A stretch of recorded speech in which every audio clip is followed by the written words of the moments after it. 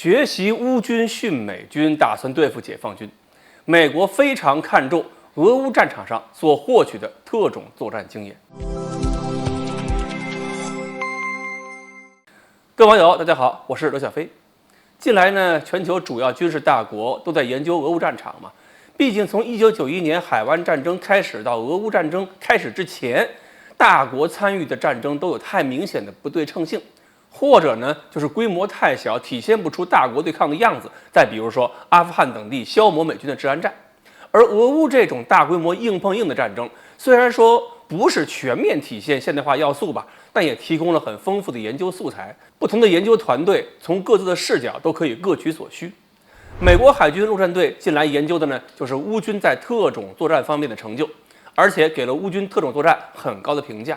美国海军陆战队司令大卫·伯杰曾经制定了一个名为2030年部队设计方案的一个概念，目标呢就是把美国海军陆战队重新塑造成为一个能够在大国对抗的激烈背景，具体说是在中国的火力之下可以前出部署的分布式部队。既然说是分布式部队，那就很容易想到伯杰的构想还是从分布式杀伤链那个理论上发展出来的。是让海军陆战队的远程火力单元，还有前出的情报侦察单元在战场上散开，避免集中部署导致被对手一锅端，还要通过现代化的通讯指挥信息网络，实现海军陆战队内部甚至是跨军兵种的目标数据和火力分配的高度共享。也就是说，美国海军陆战队如果参战，就不再是以前我们理解的抢滩登陆打成硫磺岛这个样子了。伯杰提到乌军的表现的时候，认为呢，乌军的指挥体系还不错，给了执行侦察、战场监视、反监视任务的小分队足够并且灵活的指挥权限。小分队的指挥人员也有足够的军事素养和经验来做出决定，不需要通过上级详细的指导，从而可以高效地向乌军炮兵提供战场的目标信息。这个其实也是美军分布式杀伤链所想要的。当然，美国海军陆战队追求的是为远程导弹提供目标。美军认为，俄罗斯部队在高度严格的指挥等级之下，必须等待上级总部的指示，使他们无法对战斗行动做出快速反应。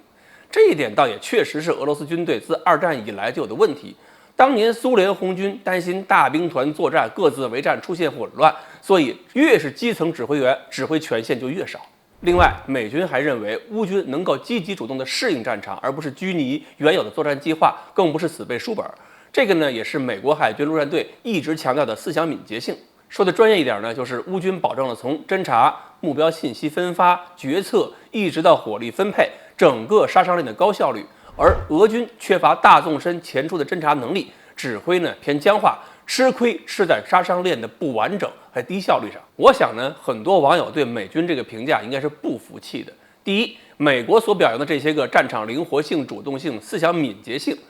当年我们志愿军在抗美援朝战场上都充分地展示过。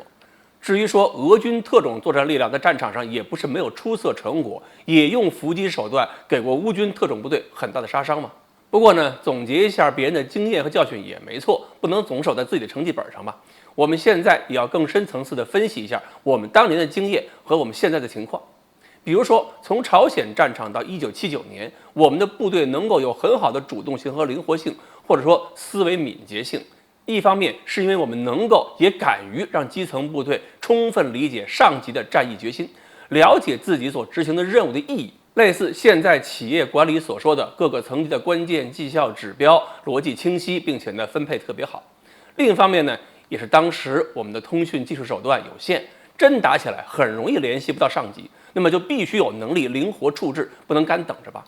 但是现在呢，我们技术发展起来了，通讯信息化都建设好了，但是咱们的部队呢，在演习中反而出现了一些基层指挥官遇到情况太多依赖上级指示的问题。这个呢，就是我们需要研究的了。如何在信息化、扁平化的指挥体系下进行合理的指挥权限分配，把科技进步和传统优势结合好。